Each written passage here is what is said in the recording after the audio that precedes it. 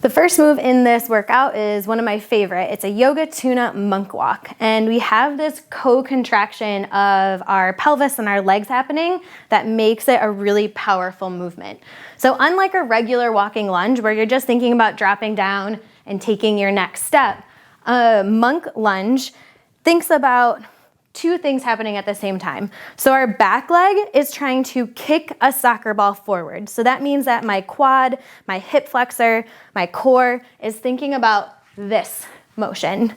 But it's actually not happening because of gravity and friction, but I'm just thinking about contracting all of those muscles when I'm down here.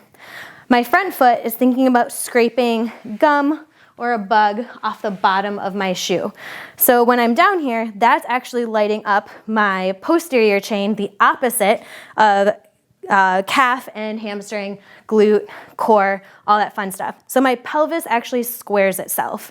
So I have this work being done, I relax, and I take my next step. So you may not be able to see anything except maybe the squaring off and the activation of all of these leg muscles, and then I relax and take my next step. Upper body should be relaxed, and you breathe consistently as you move through, no holding breath.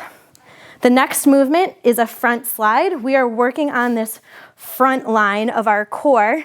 We're starting on all fours with some type of slider underneath our hands. So if you have hardwood floors, this could be a washcloth or a terry cloth or a mover with a fuzzy side on it, but on carpet, paper, or paper plates works. So in all fours, I'm gonna tuck my toes to protect my knees a little bit.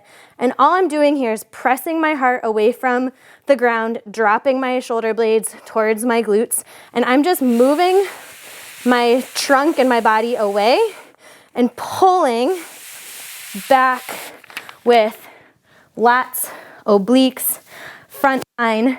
It's almost like I'm closing a window. Serratus are working, but I'm actually just working in a different plane against gravity of pulling back towards my knees. Trying to use just my upper body in this movement, no legs, no momentum. Only go out a little bit to test the water, then pull yourself back in. Nice job. After we've done some slides, we're gonna find a step or a small stool, and we've got toe taps. So toe taps can be a march where you're just kissing the object, or they can get a little bit more dynamic if you feel comfortable, or you are postpartum enough where bouncing is appropriate. Our last move that I've got a little wall here.